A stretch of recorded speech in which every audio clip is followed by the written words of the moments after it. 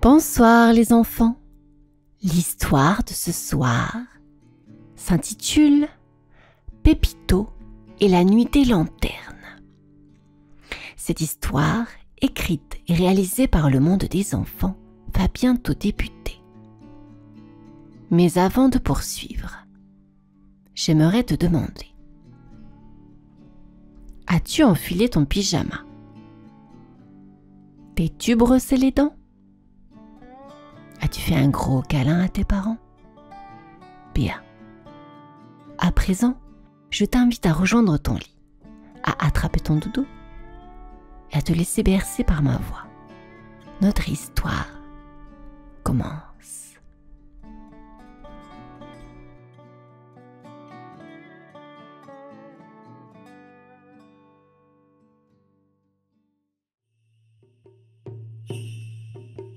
Dans les montagnes du sud, là où les nuages semblent caresser la terre, se cachait un petit village d'animaux nommé Colibria. Les toits y étaient faits de feuilles séchées, les maisons creusées dans la roche, et partout flottaient des odeurs de fleurs sucrées et de fruits mûrs. Au bord du lac turquoise vivait Pépito, un cochon d'Inde à la fourrure rousse et douce comme la cannelle. Il adorait écouter le vent siffler entre les roseaux et inventer des mélodies avec des coquillages. Chaque soir, Pépito regardait les lanternes briller au-dessus de l'eau et se souvenait de Don Poca, son grand-père disparu. Don Poca riait fort, dansait avec les grillons et battait le tambour avec tant de joie que les animaux s'arrêtaient de chanter pour l'écouter. Un soir, Pépito murmura: « Grand-père, est-ce que tu m'entends, là-haut, parmi les étoiles ?» Le lac répondit par un léger frisson. Une luciole se posa sur son museau et cligna 3 fois, comme un signe. Alors Pépito serra sa petite fleur séchée contre lui. Il sentait que quelque chose de magique se préparait. Cette année, pour la nuit des lanternes, il ferait quelque chose d'extraordinaire. Il voulait que son grand-père l'entende, où qu'il soit. Et pendant que le vent soufflait doucement sur les eaux dorées du soir, Pépito promit dans son cœur: « Je jouerai pour toi, Don Poca, et la montagne tout entière t'écoutera. » Quelques jours avant la fête, Pépito décida d'explorer la vieille hutte de Don Poca. Le toit grinçait, l'air sentait la terre humide et les fleurs séchées. Sur une étagère poussiéreuse, il trouva un petit tambour craquelé, recouvert de motifs anciens. Quand il posa sa patte dessus, un frisson remonta jusqu'à son cœur. « C'est toi !» souffla-t-il, les yeux brillants. Le tambour vibra légèrement, comme une respiration.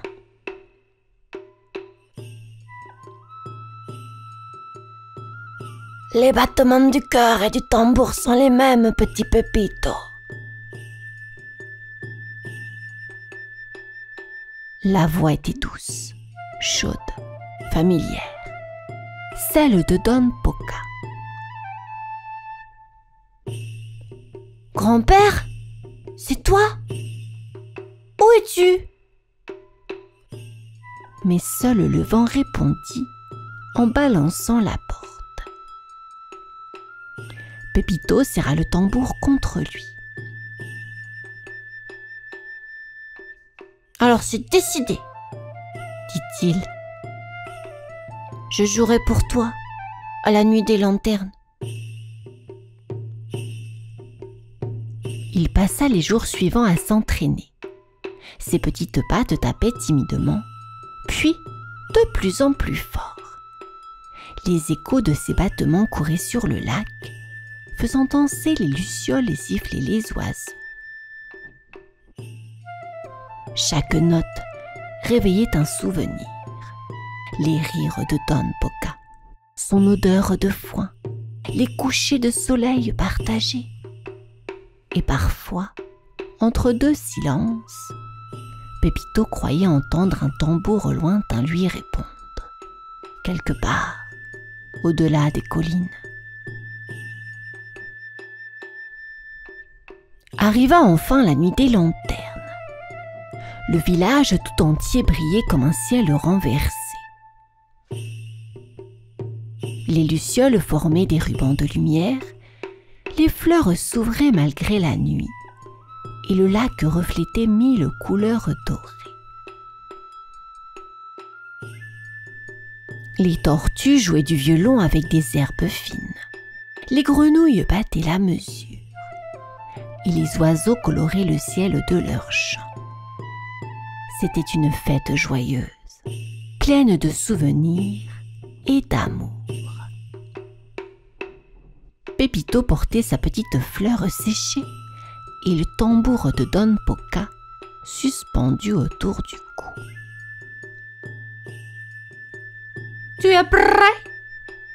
demanda une colombe. « Oui, » répondit-il doucement. « Je veux que mon grand-père m'entende. » Alors que les animaux dansaient, Pépito s'éloigna discrètement du village. Il gravit la colline des vents, là où se rassemblaient les lanternes des anciens. Là-haut, tout était calme. Il posa le tambour sur la pierre la plus haute et regarda les reflets du lac. Le vent soufflait comme une chanson. « Si tu es là, grand-père, » murmura-t-il, « écoute-moi. » Puis, il leva ses pattes et frappa le premier rythme. Le son vibra dans la montagne, se répercuta dans le lac, et une étrange lumière s'éleva, douce et dorée. Quelque chose venait de s'ouvrir. Pépito jouait, les yeux fermés, porté par le vent. Chaque battement résonnait comme un battement de cœur géant. Soudain, le lac s'illumina de 1000 points dorés. Les vagues s'aplanirent et un pont de lumière musicale se dessina au-dessus de l'eau. De l'autre côté, une silhouette apparut. Un vieux cochon d'Inde à la fourrure argentée, souriant, un tambour autour du cou. « Don Poca !» souffla Pépito, les yeux humides. L'esprit du grand-père s'approcha, entouré d'étoiles et de pétales de fleurs. « Hé, te voilà, petit tambourin !» dit-il d'une voix rieuse. « Mais ta musique manque encore d'un souvenir !»« Comment ça ?» demanda Pépito. « Je joue de tout mon cœur. » « Oui, mais ton cœur retient trop ses larmes. La vraie musique, c'est celle qu'on laisse pleurer un peu avant de sourire. » Le vent se tut. Seuls les deux tambours se répondaient. L'un fait de chair, l'autre de lumière. et Pépito sentit quelque chose se réveiller en lui. Une chaleur ancienne, familière. C'était comme si chaque note ouvrait un passage entre son cœur et le ciel.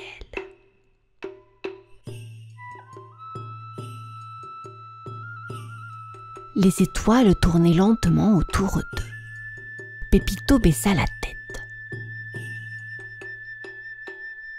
« Grand-père, je ne me souviens plus du dernier rythme.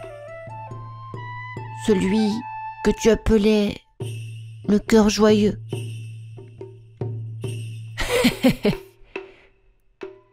Don Poca rit doucement.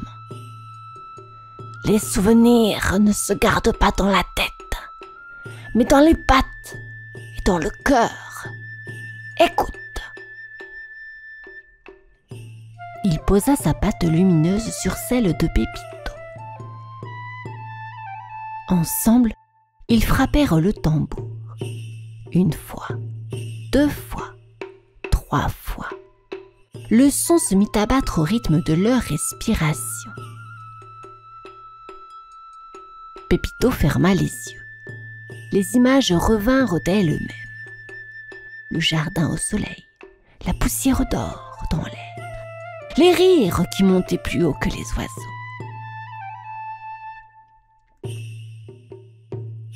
« C'est ça, petit! C'est la musique du souvenir vivant !» dit Don Poca. «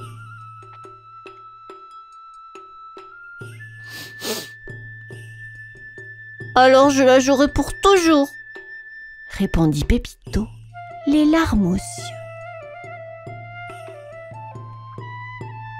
Le vent se leva, portant la mélodie au-dessus du lac. Pour la première fois, Pépito sentit que la tristesse n'était pas lourde. Elle dansait.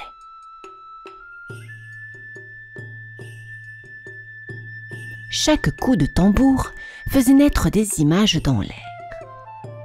Un arbre sous la pluie, un feu de camp, des visages rieurs. Les esprits de Colibria s'approchaient, dansant en rond autour du pont de lumière.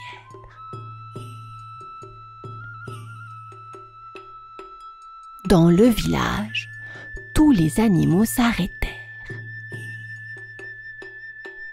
« Écoutez !» cria la colombe. « C'est le tambour du ciel !» Les tortues levèrent leurs archers. Les grenouilles reprirent leur rythme. Et bientôt, tout Colibria dansait au son du tambour de Pépito et de Don Poca. Les lanternes s'élevèrent dans la nuit, se transformant en constellations. Pépito riait. Son cœur battait au même rythme que le tambour. Mais au loin, Don Poca s'effaçait doucement dans la lumière. « Grand-père, reste encore !»« Eh, je ne pars pas, mon petit !» répondit-il. « Tant que tu joueras, je serai là, dans chaque battement de tambour !» Une dernière note vibra, pure et dorée, avant de s'éteindre dans le vent. Et Pépito sut, sans l'ombre d'un doute, que l'amour ne meurt jamais. Il chante.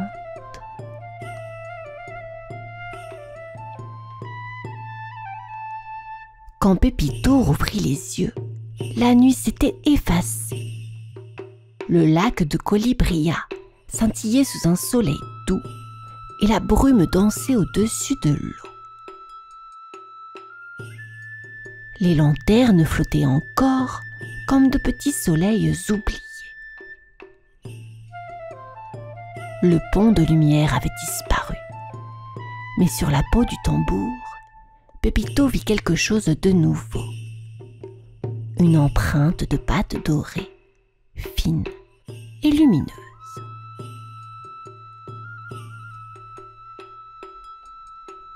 Il la toucha du bout de la patte et sentit un battement, discret, comme un cœur encore vivant. Le petit cochon d'Inde ferma les yeux. « Merci, grand-père, » murmura-t-il. « Tu n'es pas parti. Tu es juste devenu musique. »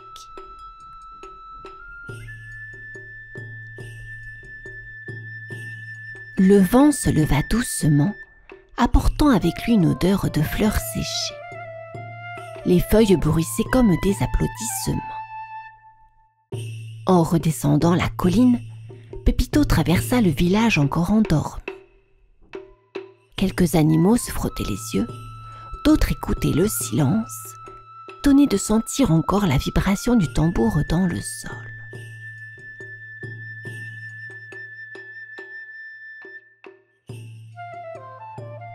« C'était toi cette nuit ?» demanda un vieux hibou. « Peut-être, » répondit Pépito en souriant. « Ou peut-être que c'était quelqu'un d'autre, quelqu'un de très cher. » Le hibou hocha la tête, ému. « Alors ta musique a fait revenir la lumière dans nos cœurs, petit. »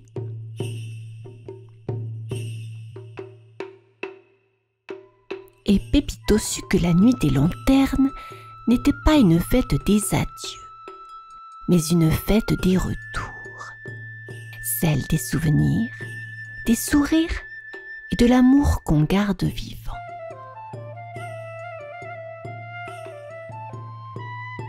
Depuis ce jour, Pépito devint le gardien de la musique à Colibria. Chaque année, quand revenait la nuit des lanternes, il s'installait au bord du lac avec son tambour. Autour de lui, les animaux s'asseyaient en silence. Les tortues, les colibris, les renards, même les timides souris. Lorsque Pépito frappait la première note, le vent s'arrêtait. Puis, les lucioles s'allumaient et le lac devenait un miroir doré. « Écoutez bien, » disait Pépito d'une voix douce, « car dans chaque battement, il y a un souvenir. Et dans chaque souvenir, il y a un peu d'amour. »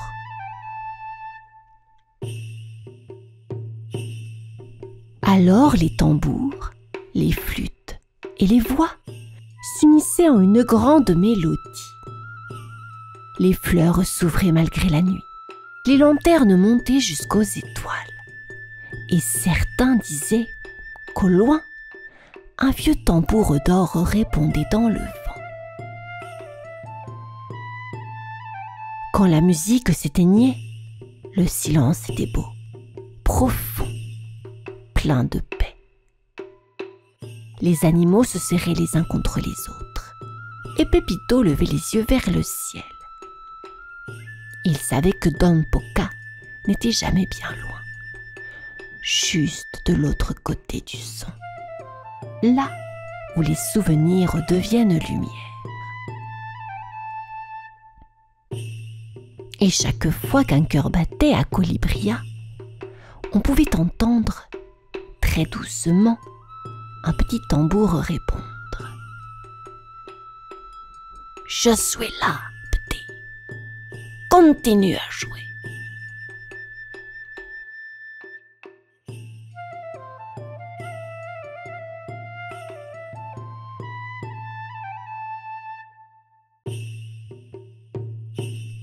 Fin de cette histoire, les enfants. J'espère qu'elle vous a plu et qu'elle vous aidera à dormir. Je vous dis à bientôt et vous souhaite une bonne nuit. Au revoir.